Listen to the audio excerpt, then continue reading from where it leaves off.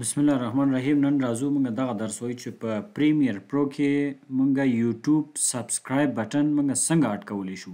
په ویډیو باندې یوټیوب سبسکرایب بټن څنګه اډ کولی شو په پریمیر پرو کې. لکه په دې ډول تاسو دا وګورئ، لکه په دې ډول تولیدات دیگر وطن است.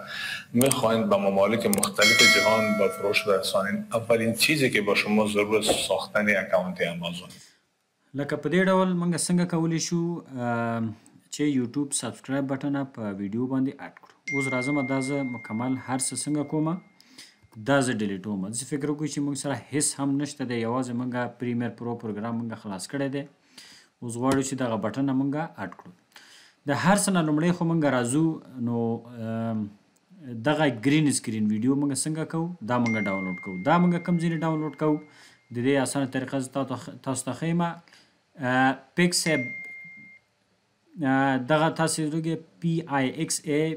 pixabay.com چې دلته لاړئ، تاسو دغه ویډیو همدغه به پیدا کړئ. چې پیدا هم کړل د فری ډاونلوډ باندې کلیک کړئ. دا تاسو څنګه کوئ، دا ډاونلوډ کړئ. چې کله ډاونلوډ کوئ بیا به راشئ تاسو پریمیر پرو پروګرام به خلاص کړئ. چې خلاص هم کړه بیا امپورټ میډیا فایل د باندې ډبل کلیک وکړئ. لومړی زه څنګه کوم، همدغه ماین ویډیو دا گرین سکرین ویډیو چې دا همدغه زه دې ته راولم. چې دا هم راوړلو دا به رینیم کوي، دې باندې به نوم څنګه ولیکئ، دا به رینیم کوي. فرض مثال دې باندې لیکم چې گرین سکرین. نو دا ما رینیم کړه، دا به تاسو راواخلئ په دې سیکوینس کې به دا واچوئ. څنګه شو، دا دلته راغله. ده چې دا دلته راغله بیا راځو مونږه یو بل سیکوینس مونږ اخلو.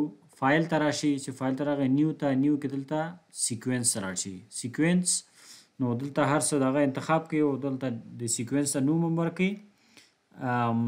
فرض مثال د ویډیو ته زه جواد وفا دغه نوم ما ورکه، دا اوکې کوي. چې اوکې هم کړه دلته یو بل سیکوینس موږ سره خلاص شو. اوس راځو ډبل کلیک دلته، اوس دغه ویډیو زه راولم، دغه ویډیو شوه.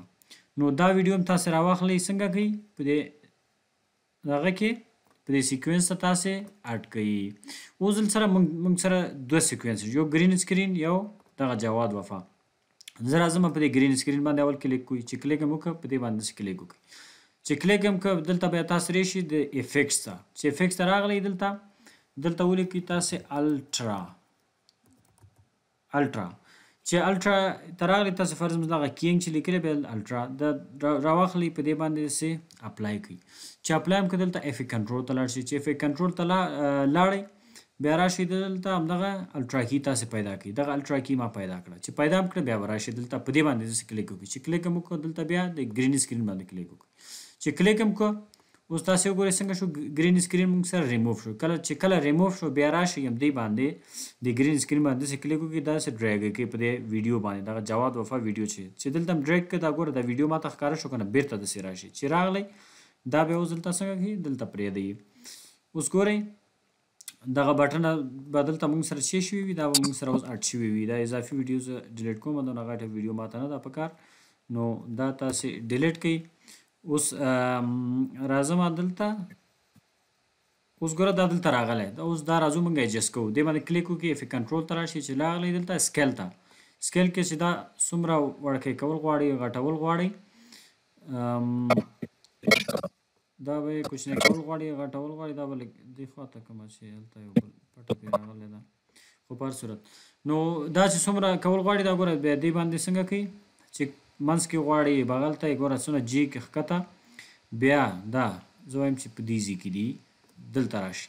نو دلته پوزیشن ده، دلته سکیل ده، هر څه انتخاب کوئ. چې انتخاب هم کو دا څنګه شو، په دې باندې اوس راغی. اوس دې باندې تاسو کلیک وکړئ. تا بار اول ما شما لانچ کنیم یا به فروش برسانیم، نم کدام ممالک ما به فروش میرسانیم، کدام تدابیر ما در نظر بگیریم. دا څنګه شو، دا موږ سره اډ شو. تشکر.